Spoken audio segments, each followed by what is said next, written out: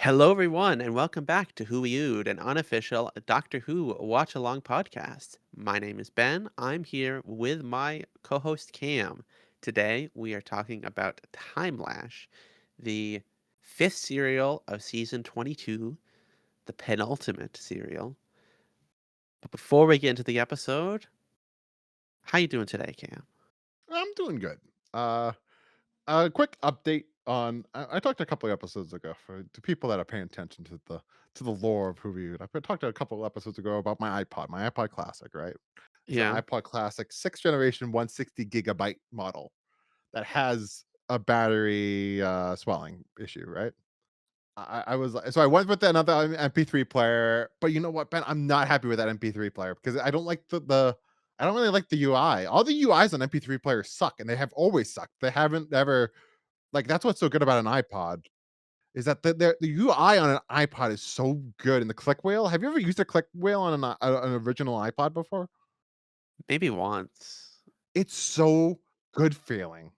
Um, so I'm gonna do it, Ben. I got a battery replacement. I think I'm gonna do it at some point. I'm gonna open this baby up, probably cut myself in the process because they're really hard to open, which is the whole reason why I didn't want to do a battery replacement. Because like it's because as you can see, it's just full metal. These old iPods, so it's like it's not like it's a device that we can be like, oh yeah, this is the open latch. Like they made them so that you don't open them. Yeah. So to actually get them open is a bitch. So I'm gonna try, and if I don't, then guess what? It's fine because it's already a basically. I'm not gonna use iPod because I don't want the battery to It's fucking non die. functional now. If it ends up non functional, still no great loss.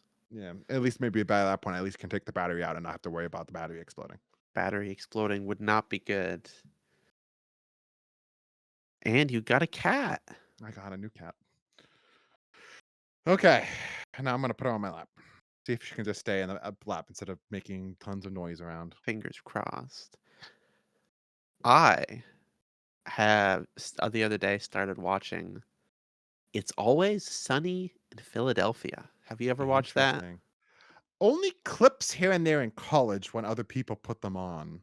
I never was like, I'm gonna watch this. I think part of the reason why is that like season one doesn't have the Danny goat DeVito. Danny DeVito, so it's just like I don't know, like I wasn't that interested in that, and then like I don't know, I just it's something that when somebody put it on, I would laugh and find it funny, and then when I got the occasional clip, I would also find that funny. Like I always like you've probably seen it online, the Danny DeVito clip when Coming he out of the couch. oh no, I was saying the Jeffrey Epstein one that he was on the island, but he was only there for the snorkeling. It's like I find I that don't clip to know be if I've so seen that funny. one, but I'm so I've seen sorry. several clips on like TikTok.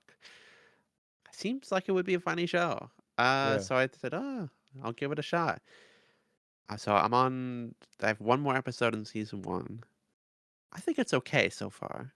Yeah. Only a couple chuckles. Like, 1 maybe 3 chuckles an episode. Mhm. It's very, like, I don't know how to describe it, like, anti-culture? 'Cause they're all the characters are kinda assholes, Yeah. That's and all the whole so point. far, just every episode is like, "Okay, it's been dealing just these couple episodes is like racism, sexism, uh, abortion, underage drinking, cancer, Nazis, gun ownership, transgender people, just like every hot button topic that they could possibly talk about, most controversial, throw it all in there. Mhm. Which is also so funny when Danny DeVito is there because it's like it's Danny DeVito. He's a famous star and he's doing all this fucking wild shit. Yeah, I'll see how much it improves with But it's a long him in show there. too. So you want Simpsons and Always Sunny. It's like that's those are 2 long seasons, those 2 long shows right there. I'm not fully committed yet. Simpsons, I don't know if I'm gonna make it to the present. Yeah. I d I am assuming you're gonna get to, like, that 10th season, and you're gonna I go, feel like "Okay, yeah, yeah, I'm committed at least till like through season 10. yeah." If I get to like I mean, we'll see how much my family likes it. If I get Yeah. to like 11, 12, 13, and losing love for it, maybe I'll stop. But right now, every episode is a banger. Yeah. Just But that's watch. that's gonna be the thing. At a point, you're gonna stop laughing, and there's gonna be a point where also you start there's because that's what's so good about The Simpsons. You have the humor, and then you have like the emotional episodes, and at some Yeah. point that you're not gonna have either the humor or the emotions. So you're just gonna go, okay, you're kind of just. It's not gonna even be a conscious thing. You're just gonna like one day you're just not gonna click on watching the next episode. Huh. That's a shame. Unless you are gonna go like, I'm stopping right now. This is my end. I guess we'll see. Great. It's very comforting. Oh yeah, Like, on one hand, the status quo infuriates me. On the other hand, there's a comfort to it of like good old Homer and Bart. But I guess we should probably talk about Timelash. Timelash. Oh, okay. I guess it's time to talk about Timelash. All right, Ben, give us a synopsis. Where are you getting the synopsis from this week? Again, because it's convenient, the Doctor Who Classic YouTube channel. Which I did watch the first half of it there. I didn't pop in the Blu-ray. Um, they have they do the 4-part version on YouTube, which is interesting. I don't know why. I started or I contemplated watching part 2 on my phone because I didn't really care, Uh, but the video quality seemed much worse than I would think. yeah.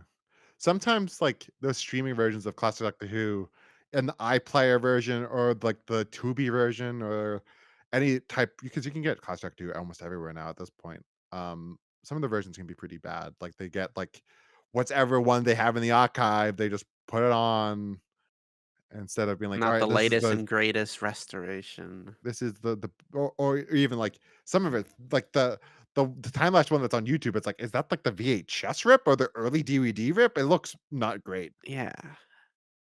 No, I was surprised when I put in the Blu-ray and was like, "Whoa, this Even just looks looking at like the titles, much like better." the text is all Yeah, but I think they funky. redo the text on the Blu-rays because the Blu-ray text always look like 1080p perfect. True.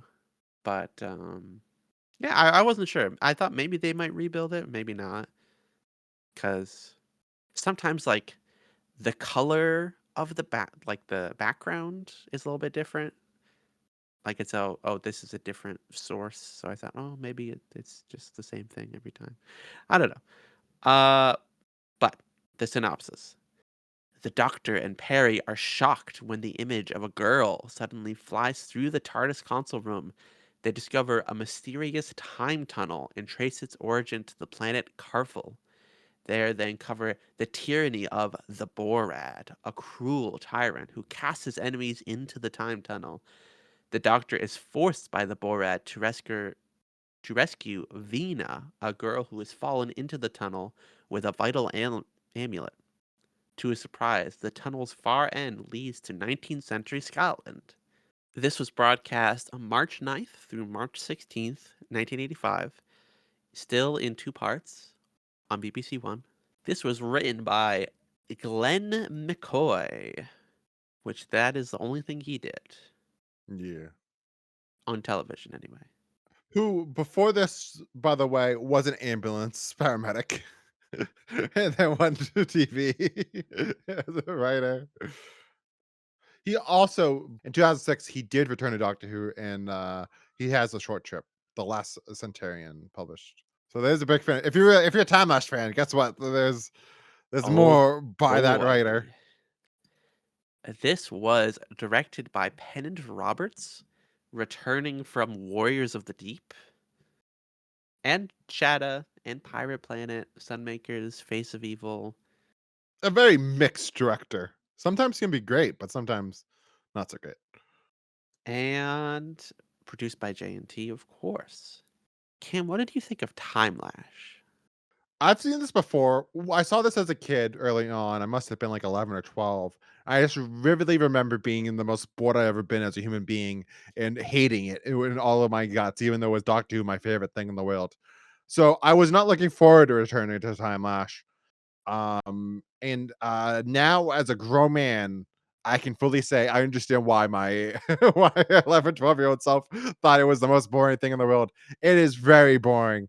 I can understand why, like, it's kinda similar to Warriors of the Deep of just, like, it's just pretty boring throughout. There's not a lot of ideas here. And even though, like, you would think a story like this that has the villain with that face and that people go into this time lash, it's like, it would be kinda interesting. No, it's not interesting at all. It's just mostly boring. And even the script, the synopsis didn't say it, but like H.G. Wells in the story, and like you would think that would be interesting. That's like it's Doctor Who doing H.G. Wells. But even that's like, Yeah, in a sense, this is even a partial adaptation of his story, The Time Machine, because that's the premise of it is like, oh, H.G. Wells, he went on this adventure and then he returned home and wrote a book about it. and of course that's like the big twist at the end of the story is that Herbert all along, the doofus is H.G. Wells, the genius. Oh my god! Can't believe he didn't name drop his friend Theophilus Tolliver. I don't know. It's a mostly boring story. We'll discuss about what makes it so boring, but what did you think of it, Ben? What was your general thoughts? I went in with incredibly low expectations. I think it's not good. Wow. I don't think it's like offensively unwatchable, but it's definitely bad. I wasn't like, "Just kill me now." I was like, it's like, whatever. Slightly interesting ideas here and there. I do continue to find myself liking the Doctor now, even here. Really? See, alright, let's talk about them. I feel like calling this episode, it's I didn't really like the Doctor this episode. I found him to be pretty boring as well. But I will give Colin this. Colin is similar to Peter, but even more so than Peter, because Peter during Warriors to the Deep, um, is not he is not giving a great performance that episode. He is pretty dead like the rest of the story. In this episode, I would say Colin is giving like his all still, even though it's a shit story with a shit script. The production is bad, and it's just mostly boring. Colin is still one of those types of actors that is gonna give it his all no matter what. He has a job to do, and he's gonna do that job. And I find that to be pretty uh it's admirable, but it's just still just I wish that there was more there for even just the Doctor, just because he's not given that much. Because there's not even really anything that memorable that he does this episode, except for like there's a moment that he's like, "Get out of the TARDIS, Perry," and he just lifts Perry up. Nicola Bryant is giving a genuine like shock. She's like her legs. Like I found that moment to be pretty amusing. He doesn't do a lot of Yeah. memorable things other than like hanging on a rope to grab some crystals or something. I don't Oh, know. But like I still found myself liking him. I don't think Colin and Perry mesh at all, no. but I'm finding the Sixth Doctor to be a lovable asshole. I'm happy for that. I'm hoping, not hoping, like, I'm looking forward to hearing your thoughts on his Big Finish. I think this Yeah. might be the first time in Big Finish that you're gonna really go, like, deep on him off the get-go, because you're gonna be like, "I want to." The previous Doctors have been kinda tired out, but because his run is so short, you might be like you might just go right fully into listening to his Big Finish. Especially since how, like, different it is, and, like, there's also, like, talking about his just chemistry, with Perry, it's like, there's a reason why, like, for pretty much on the offset, episode I think it's, like, the 6th episode, they're like, "We're gonna give him another companion." But they didn't do that to the other Doctors until pretty late into their runs, I believe. I know, like, companion joins her, 7th and 8th, and I think that's pretty early on too, but not as early as, of course, um, the 6th Doctor. But anyways, Um, but yeah, it's just like let's just talk about like even like the set designs this episode. It's all just white. It's just like there's nothing visually to grab onto. Even the time lapse itself, it's one of those very classic Doctor Who production stuff where it's just tinfoil. It's like the time lash is not an interesting enough concept to have a whole story revolve around. Yeah, Like, "Oh, we gotta give power to the time lash. We gotta take back the time lash." yeah. It doesn't help also that it's very similar to Vengeance on Varos, where we don't really get a lot of the Sixth Doctor and Perry. We get like a little bit, but like for the first 30 minutes or so, majority of the story is with that world where they're setting up everything. Where it's richer in Vengeance on Varos because that world is interesting. Here, it's like I'm just bored to death because I'm like, why am I caring about anything? Yeah. It's pretty bad. I think probably the most interesting thing that this story does is calls back to an unseen adventure Yes. with the 3rd Doctor and Yeah. Joe. Similar to Face of Evil. Yes. But Face of Evil, we had that complaint where it's like, why like it would have been cool if it wasn't Tom. And they do that here, that it's not Colin, it's not even Peter, it's not Tom, it's all the way it goes back to Pertwee, which is fun.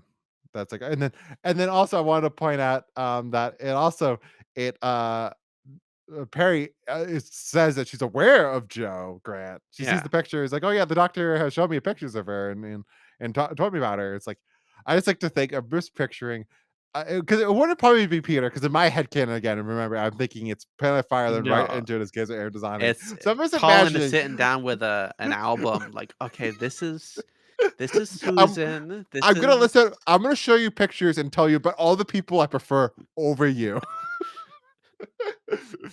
But I found that amusing, just like just picturing that scene of just Colin sitting down with Barry, Yeah. just being like, "Here is everyone that I've traveled with."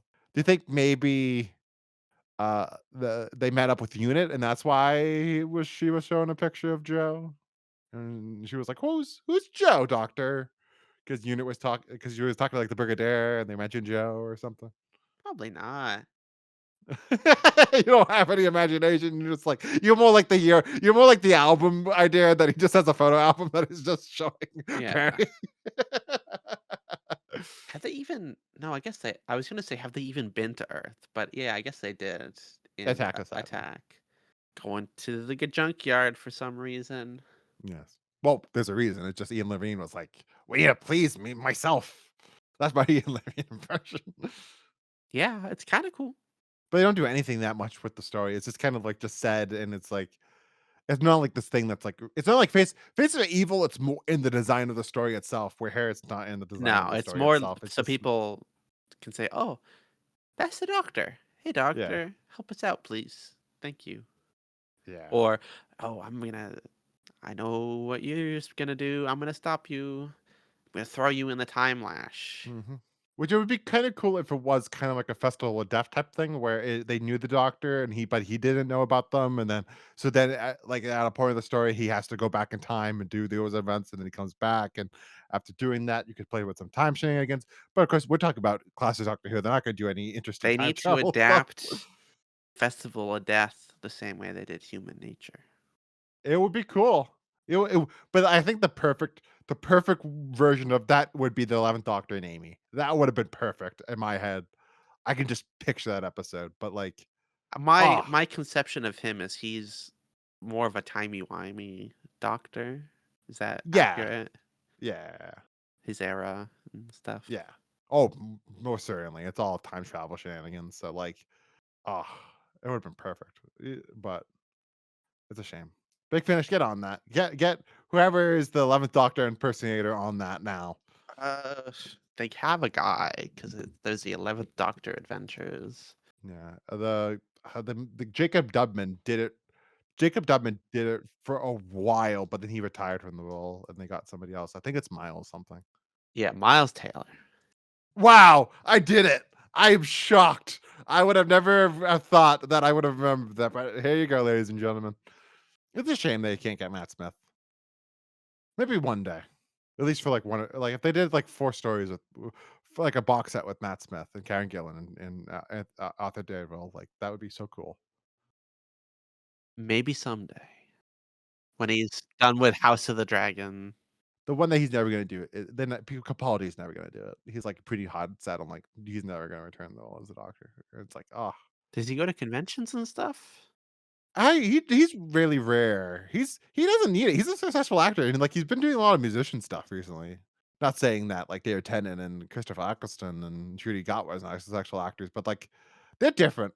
I feel like those guys are more easily, like, well, David Tennant and Trudy Gott were, easily celebrities. Christopher Eccleston just wants it for the money, and pretty clear and open about that. I feel like Peter is just he doesn't need money like that. He's a successful actor, like, you know. He didn't do the role to do that stuff. He did the role because he wanted to be the doctor and he wanted to play the part. I don't know if he was like, "I did it, it was good, and now I'm done." Like, That's how he feels about when it comes to, like, Big Finish or multi-doctor stories. He said he's never gonna do a multi-doctor the story. actor who played, Cisco in Deep Space Nine. That's his stance as far as I'm aware, like, Interesting. "I did it, and now it's over." And he from my he seems kinda crazy, but, like, he doesn't do conventions or anything. Yeah, but, like, I feel like it's different. Like, those hardcore Trekkies are kind of different even than from the hardcore Doctor Who fans. It's like, at least the hardcore Doctor Who fans, 1, they're British, so they're gonna be a little bit more tame. Us Americans, we're gonna be big, loud, and obnoxious. It's like, I feel like you know what I'm saying? I feel like a British convention is gonna be much more tame than American convention. Potentially, but we're getting really off the rails. Timelash. Anything else to say? What about, the Borad? What do you think of the Borad? Like, He's so horribly disfigured. I can't break the mirror. his special effects of the mask practical thing, it's kind of like, let's do best and worst special effect now, then. Yeah, Because it's kind of similar. It's kind of one of those things that we've mentioned a lot in this podcast, actually. It kind of bricks the two of it's the best and worst special effect. Because part of me is like, this is a terrible special effect, but part of me is like, it is not that bad looking. Like, it's bad looking, but it's not like it's supposed to be gross, and it doesn't look like like too like much like a mask. Like it blends. The blend is actually pretty good on it. yeah, it meshes well. The the Murloc half of his face, it moves Yeah, or it's much better when he's in, like, that room that he stays in majority of the story and the shadow yeah, and, like, the green light. When it's at the end, when it's just a bright white light and overhead lighting, it's just like it doesn't look as good. Especially there, you really see the eye on that mask, and the eye really doesn't look good. So when you have all the light there, it kinda does take yeah. away from it. In terms of special effects, I would also the Bandrills, the, like, little puppet, I kinda liked. Really? See, I kinda do too, but also, like, it's the most obvious, like, it's not a hand puppet, but it's, like, a more bigger version of a hand puppet, and it's one of those things that, like, I feel bad to say this about Doctor Who at this time because of course, they have no money and no time, but, like, it's one of those things where you're like, "Yeah, this show is, like, it's on its way out." It's not catching up with the times. This is something that you would have done in the '70s and gone away with it, but, like, you're not able to do that in 1986. Is this the beginning of the end? Well, yeah, this whole season has been. Have you not been feeling that way? Eh, kinda. Do you not understand how this coulda got canceled after this season? Yeah, I do. We haven't really talked much about the ratings, I feel like, this season. Like, this 6.7 for part 1, 7.4 for part 2, that's not bad. No. No, the ratings actually for this whole season haven't been that bad. It's just not good. Hi, Ellie.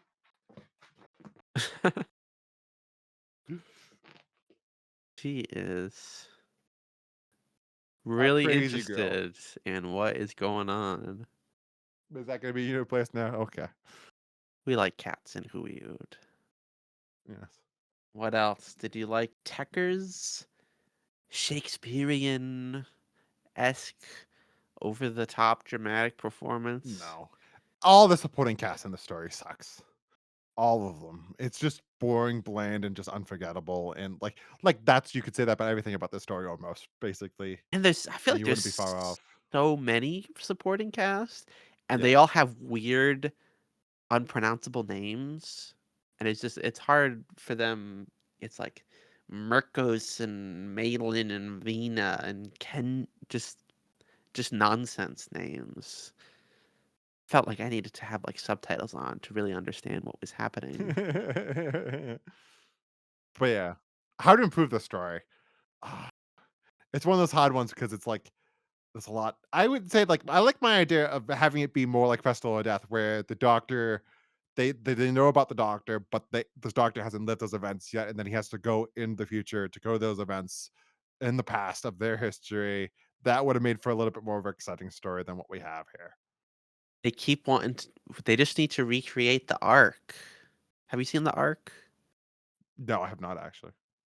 It's like a season 3 episode. Dodo and Steven. First two parts, Doctor, they go to this place, this planet, they do a bunch of shit, and then they go away. But then they come back, and it's 100 years later, and what they did now has changed the evolution of the society, and now they have to fix it again. Goes to the same place in two different times and has to deal with the ramifications. Not a great story. It's the one with the guys with the eyes in their mouth. If you've seen a photo of Mm, that, yeah. No, I know that, and I know that people actually like that story. yeah, That it, is it's like an all right story, I would say. But we need more shit like that where it's like past, future. but how would you say this story should be improved? Had the doctor in the action earlier, like usual. Yeah. How do you like Herbert? I think he has okay chemistry with the doctor. He's kind of Uh, annoying, but in a way that he and the doctor work better than Perry, who when he tells off Herbert, it feels justified, versus when he's telling off Perry, it does not. He's kind of a hairy coded. yeah. I feel like part of it, I think one of the things I would improve about the story is that really lean into that because that's one of the most interesting ideas about the story. So the story, the pitch of the story, that should be the pitch. Where this is, it's kind of like an afterthought. Where the this should be the Doctor meets H.G. Wells and inspires the time machine. Like that is that's the story. Instead, it's more he's more interested in the Timelash stuff in this Timelash world and all the stuff. And she just bit my fucking my shoulder. Okay, Yeah, I think that would have been smart. Too focused on the time lash when the time lash is not interesting. no, all right, Ben, give us those cliffhangers. The sole cliffhanger. The doctor is tricked after giving over the amulet to Tekker, and android comes up from behind and grabs the doctor's neck, and he goes because he's going to get thrown into the time lash, and he doesn't want that to happen. Oh no. It's fine. It's a fine cliffhanger. It's not great. It's not bad. It's a cliffhanger. It's not Technically, a good cliffhanger when it's only 2 pots. That second when it's only a 2 it's only 2 pots, that one cliffhanger really needs to be a fucking killer cliffhanger. well, then Cam, how would you rate this episode? Um, Is it worse than Twin Dilemma? uh, cause like, I have to Twin go Dilemma is like offensive. I feel like this is just bad. what did I give the 4th Doctor stuff? The 4th Doctor, I gave Power Crawl a 2.5, and I gave Underworld a 2.7. For War is a Deep, I gave it a 4, but then I gave Awakening a 2. Oh, no, sorry, that's not that's the parts of episodes. I gave it 2.6. Is better than Time Flight or worse than Time Flight? That's interesting. But, Time Flight has I like that first part of Time Flight. Yeah, That's the first part of Time Flight's kinda fun with the Doctor and Heathrow. like the first part of Underworld. Yeah. So I'm gonna give it a 3. It's a 3. On par with Twin Dilemma? Yeah, it's a 3. I think this is a little bit better than Twin Dilemma. I'm gonna give it a 4.1 for an average rating of 3.55. And to talk about the polls, as always, Doctor Who magazine does a poll every decade since the 90s. Uh, Asterisk, Trial of the Time Lord, one story, yada yada. But it doesn't matter because every time this was polled, 2023, 2014, 2009, and 1998, this was number 7 of 8. Right beneath Attack of the Cybermen and right above Twin Dilemma, which lines up with my ratings, at least. And then You gave Attack of the Cybermen a 7? I like Attack of the Cybermen. I'm one of those people that actually enjoys it. It's not like the worst thing in I the mean, it world. was It's okay. fine. But that's like your number 2 story so far, which feels. Yeah. I mean, I guess there hasn't been a lot of competition. Um, but with this, we are 6 stories down. If you count Trial as 4, 5 to go. So we're Wow. over halfway through this Doctor. So yeah, in 2014, the last time we did a full poll, it ranked 238 out of 241. Above it was so below it, the lowest is Twin Dilemma. Above that is her 10th Doctor story. Above that is Time of the Ronnie, and above that is Timelash. So it So was always ranked right, as one of the right worst, down there. Is Time in the Ronnie really that bad? supposedly. I have not seen it. We haven't seen the post regeneration 7 story? No, no, no, no, I'm no. shocked. I also have not seen. I'd never seen the Trend Dilemma before this. Well, Ben, it was one of those stories I got one after I got the internet, and then the internet told me, yeah, this is one of the worst stories ever. So I'm like, okay, you don't watch it then. Well, I guess we'll look forward to that. Yeah, that's another. It's a Pip and Jane Baker joint. What did what did they do? They did all the Ronnie stories. Ah, that's right. That's why I remember them. All right. Will that do it? Yes, I will do it. Join us next week for Daleks again. Ingram Hopper again. Let's go. Oh, yes. Revelation of the Daleks. Yes. I'm excited to rewatch this one. I really liked the story when I watched it. I've only seen it once. I really liked it, so I'm excited to go back to it. I vaguely remember you saying like it's one of your favorite Dalek stories. It's not one of my favorite Dalek stories, but I would say it's better. I like it more than Resurrection. Gotcha. Um, Of the 80s trio? yeah, Or it I goes. guess you probably like the 7 more. Yeah, I like Remembrance the most. We will see. Fingers crossed. Have a wonderful rest of your day. Peace out, everyone.